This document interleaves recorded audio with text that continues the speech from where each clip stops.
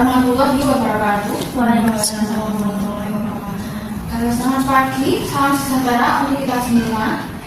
Yang pertama yang kami hormati Kepala Seksi Pelayanan Medis sekaligus mentor kami, Dr. Lili Prabowo MMR. Lalu yang kedua yang kami banggakan peserta seminar kelompok 2. Lalu yang ketiga yang kami sayangi tamu undangan yang berbahagia. Pertama-tama marilah kita panjatkan puji syukur kepada Allah Subhanahu wa Ta'ala atas berkat limpahan rahmat dan karunia-Nya sehingga kita dapat berkumpul di sini dalam acara seminar orientasi pengenalan nilai dan etika pada instansi pemerintah bagi P3K Dinas Kesehatan Pemerintah Kota Surakarta dalam keadaan sehat.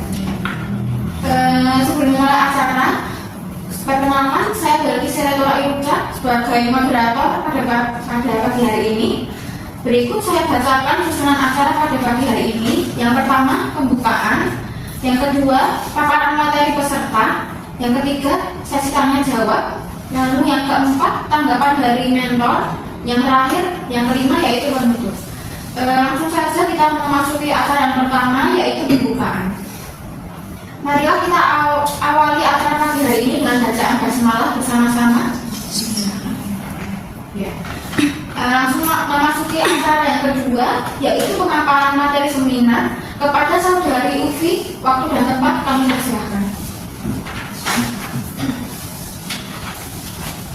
Terima kasih Mbak Moderator untuk waktu yang diberikan. Assalamualaikum warahmatullahi wabarakatuh. Selamat pagi, salam sejahtera bagi kita semua. Salam Om Swastiastu, Namo Buddhaya, salam kebajikan. Yang terhormat Dr. Lili Prabowo MMR selaku mentor, dan yang saya hormati rekan-rekan yang hadir pada pagi hari ini. Di sini saya akan menyampaikan laporan hasil orientasi pengenalan nilai dan etika pada instansi pemerintah bagi P3K Dinas Kesehatan Rumah Sakit Umum Daerah Bung Karno Pemerintah Kota Surakarta tahun 2025. Perkenalkan, saya Ufin Hariatul Fitra, NIPPPK 1998-0624-2024-21-2011. Saya lahir di Sukoharjo 24 Juni 1998, alamat Tanjung Sari, Tangkisan Mangsari Sukoharjo, untuk unit kerja di Ruang Subur RSUD Bung Karno, Kota Surakarta. Di sini saya mengambil judul yaitu optimalisasi perawatan luka pasien dengan dekubitus menggunakan penyangga di ruang sunggut Rumah Sakit Umum Daerah Bung Karno. Adapun alasan saya mengambil judul tersebut karena selama saya jaga di ruang sunggut, saya mengamati bahwa perawat jaga di sana mengalami kesulitan untuk perawatan luka, khususnya perawatan luka pada pasien dekubitus dan perawatan luka pada pasien yang mempunyai luka di tubuh bagian belakang, contohnya kayak punggung, tulang ekor, dan bokong. Next. Adapun visi dan misi Kota Surakarta, untuk visi mewujudkan Surakarta sebagai kota budaya yang modern, tangguh, gesit, kreatif, dan sejahtera. Untuk misi Kota Surakarta yang pertama meningkatkan kualitas kesehatan masyarakat yang tangguh, memperkuat pertumbuhan ekonomi yang adaptif dan berkelanjutan, mewujudkan tata ruang dan infrastruktur kota yang mendukung kemajuan kebudayaan dan pariwisata. Yang keempat, meningkatkan kualitas dan daya saing pemuda dan masyarakat umum di bidang pendidikan, ekonomi, seni budaya, dan olahraga. Yang kelima, mengembangkan tata kelola pemerintah dan pelayanan publik yang bersih dan kolaboratif berdasarkan semangat gotong royong dan kebinekaan. Yang keenam, mewujudkan kemakmuran dan kesejahteraan bersama warga kota yang berkeadilan dan inklusif. Yang ketujuh, mewujudkan daerah yang kondusif dan kerukunan antar umat beragama dalam tata kehidupan bermasyarakat yang saling menghormati. Adapun visi dan misi RSUD Bung Karno Kota Surakarta, visi menjadi rumah sakit dengan pelayanan paripurna berdasarkan semangat Bung Karno guna mewujudkan masyarakat waras. Untuk misi, meningkatkan kualitas pelayanan paripurna yang bertumpu pada peningkatan mutu dan keselamatan pasien. Yang kedua, meningkatkan kualitas sumber daya manusia yang basis, disiplin, dan lurus dalam pengabdian serta ikhlas dalam pelayanan. Yang ketiga, meningkatkan kualitas sarana dan prasarana. Yang keempat, menyelenggarakan tata kelola organisasi yang efektif, efisien, yang berasas gotong royong dan kejujuran. Yang kelima, meningkatkan kesejahteraan dan profesionalisme karyawan. Dan yang keenam, mewujudkan rumah sakit sebagai wahana pendidikan, penelitian, dan pengembangan pelayanan kesehatan. Adapun rencana hasil kerja, Di ruang suhud saya menemukan 3 masalah. Yang pertama yaitu belum optimalnya perawatan luka pasien dengan dekubitus menggunakan penyangga. Yang kedua, pemberian edukasi kepada pasien dan keluarga pasca operasi tonsilektomi. Yang ketiga, belum optimalnya pencatatan identitas dan terapi di developed infus oleh perawat. Nah, untuk memprioritaskan masalah, saya menggunakan metode USG, urgensi, seriously, dan grow, yaitu artinya urgensi, keseriusan, serta perkembangan. Di sini saya mengambil isu belum optimalnya perawatan luka pada pasien dengan dekubitus menggunakan penyangga. Adapun hasil kerja identifikasi isu, yang pertama menemukan masalah. Perawatan luka dekubitus dilakukan lebih dari 1 perawat. Nah, selama ini sebelum adanya penyangga ini, di ruang suhud itu ketika ada pasien dengan dekubitus atau pasien dengan luka di tubuh bagian belakang, utamanya di punggung, tulang ekor, dan bokong, itu harus dilakukan dengan 2 perawat. Perawat yang satu memegangi bagian tubuh pasien supaya pasien bisa dalam kondisi miring, dan yang satu melakukan perawatan luka. Padahal jika di ruang suhud itu hanya 2 orang perawat jaga, otomatis kalau dua-duanya itu melakukan perawatan luka pada pasien tersebut, maka pekerjaan yang lainnya akan terhambat. Maka dari itu, saya menciptakan penyangga ini yang tujuannya untuk mengoptimalisasikan perawat jaga yang ada di situ. Jadi kalau misalnya menggunakan penyangga ini, nanti pasien bisa miring dengan bersandar di penyangga ini, terus perawat melakukan perawatan luka dari sisi sebelahnya, dan otomatis perawat yang satunya bisa melakukan kegiatan yang lainnya, seperti itu. Adapun next. Nah, ini untuk sebelum adanya penyangga, ini 2 perawat melakukan perawatan luka, terus yang satu sesudah adanya penyangga, jadi cukup dengan 1 perawat kita bisa melakukan perawatan luka pasien dekubitus dan pasien dengan luka di tubuh bagian belakang seperti punggung, tulang ekor, dan bokong bisa dilakukan dengan mudah oleh 1 perawat saja. Adapun tahapan kegiatan, yang pertama meninjau perawatan luka dekubitus, yaitu saya mengamati proses perawatan luka dekubitus dan perawatan luka pada pasien dengan luka di tubuh bagian belakang. Terus kemudian saya melakukan konsultasi terhadap mental pada Dr. Lili. Saya melakukan konsultasi lebih dari 1 kali. Kemudian saya menciptakan penyangga yang digunakan untuk memudahkan perawat memiringkan pasien tanpa batuan. Ini penyangga yang saya ciptakan. Yang sini sisi untuk bagian punggung pasien, dan yang sini sisi untuk perawat melakukan perawatan luka. Nah, ini penyangga ini berasal dari kayu yang saya lapisi dengan spons, kemudian dilapisi lagi dengan kulit. Tujuannya ketika ada cairan atau kotoran yang ada atau menempel di sini, nanti mudah untuk dibersihkan. Jadi bisa untuk digunakan untuk pasien yang lainnya. Begitu. Adapun tahapan yang keempat yaitu penerapan penyangga terhadap pasien dekubitus. Tadi sudah saya terapkan sesuai fotonya tadi. Dan yang kelima, melakukan evaluasi setelah penerapan terhadap pasien dengan luka dekubitus.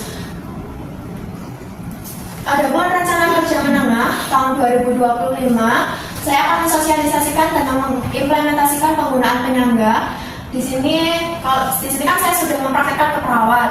Setelah ini saya akan mensosialisasikan kepada perawat lainnya supaya perawat lainnya bisa menggunakan penyangga ini untuk memudahkan perawatan luka pada pasien dekubitus dan luka pada pasien yang mempunyai luka di bagian tubuh belakang. Tahun 2025 juga monitoring dan evaluasi perawatan luka. Jadi setelah disosialisasikan dan diimplementasikan, kemudian dimonitor dan dievaluasi. Tahun 2026 dimodifikasi alat agar lebih efektif dalam penyimpanan. Mungkin bisa dimodifikasi untuk menjadi alat yang mudah dilipat, atau mungkin lebih kecil tapi dengan kekuatan yang sama, atau mungkin dengan kemajuan teknologi ada sensor tekan sehingga pasien lebih nyaman dan rileks dalam pada saat dilakukan perawatan luka. Terus kemudian tahunnya 2026 monitoring dan evaluasi telah dilakukan modifikasi. Tahun 2027 mengajukan hak paten alat ke lembaga yang berwenang. Adapun kesimpulannya, dengan adanya optimalisasi perawatan luka pada pasien dengan dekubitus menggunakan penyangga di ruang suhud ini, harapan saya bisa memudahkan perawat melakukan perawatan luka dengan 1 perawat saja tanpa mengalami kesulitan. Dan perawatan luka ini juga mengurangi resiko infeksi serta mempercepat pertumbuhan. Sekian dari saya, cukup. Wassalamualaikum warahmatullahi wabarakatuh. Waktu dan tempat saya kembalikan ke Mbak Koda dan Bapak. Ya. Terima kasih kepada saudari Ufi yang telah memaparkan materi seminar. Lanjut ke acara selanjutnya yaitu sesi tanya jawab. Monggo teman-teman, ada yang ingin bertanya? Mbak Agnes dulu. Bagaimana proses uji coba untuk menciptakan inovasi benar ini? Terima kasih untuk pertanyaannya. Jadi untuk proses uji coba inovasi penyangga ini saya ambil sampel ke pasien dengan kasus dekubitus dan kasus pasien luka di tubuh bagian belakang seperti punggung yang ada di fotonya tadi. Dari hasil uji coba tersebut, pasien merasa lebih nyaman, itu yang pertama. Yang kedua, perawat juga memudahkan perawat dalam melakukan perawatan luka, sehingga perawat yang satu bisa melakukan pekerjaan yang lain, yang cukup satu perawat aja yang melakukan perawatan luka ini. Begitu. Monggo. Bagaimana potensi inovasi ini untuk dikembangkan lebih lanjut? Terima kasih Mbak untuk pertanyaannya. Menurut saya, penyangga ini memiliki potensi yang besar untuk dikembangkan, yaitu dengan dimodifikasi tadi yang sudah saya jelaskan, bisa dilipat atau mungkin bisa dengan adanya perkembangan digital itu bisa ada sensor di sini untuk sensor tekan sehingga pasien merasakan nyaman, tidak mudah capek. Kemudian bisa disesuaikan ukuran tubuh dan ukuran bed pasien, seperti itu Mbak. Ada yang ingin bertanya lagi? Sudah? Oke. Lanjut ke acara selanjutnya yaitu arahan dan tanggapan dari mentor. Monggo kepada Dr. Lilik. Kami silakan. Ya, terima kasih Pak Moderator. Iya.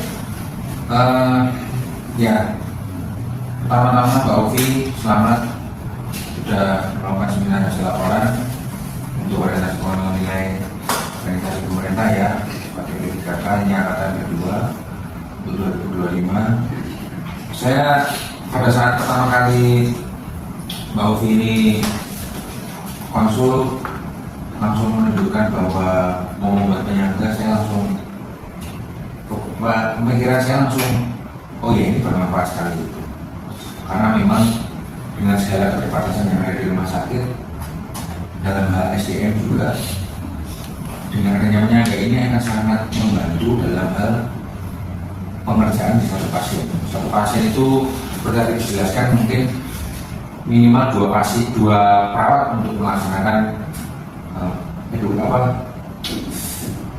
pembersihan, perawatan luka, dekubitus pada bagian belakang, terutama pada bagian belakang, karena posisi pasien harus posisi miring.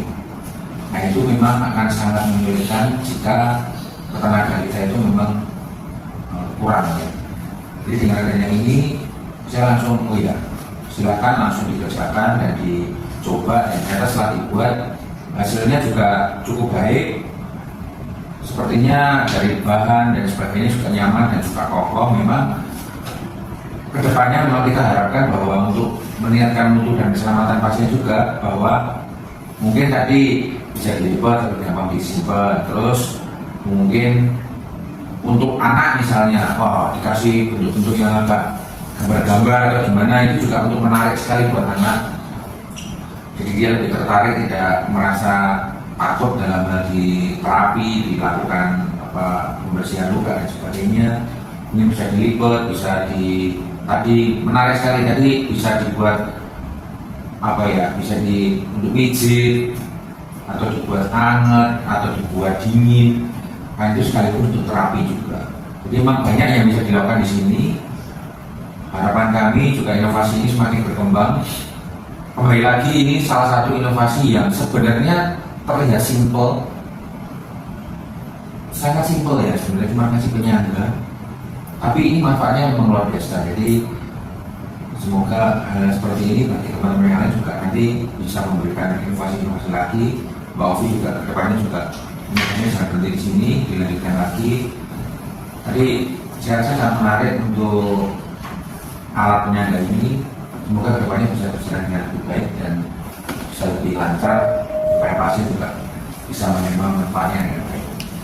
Saya rasa itu dari saya, dari moderator. Silakan saya waktunya saya kembali. Terima kasih Dr. Willy atas tanggapan dan arahan yang diberikan kepada peserta. Kita langsung saja memasuki acara terakhir, yaitu penutupan. Alhamdulillah alamin.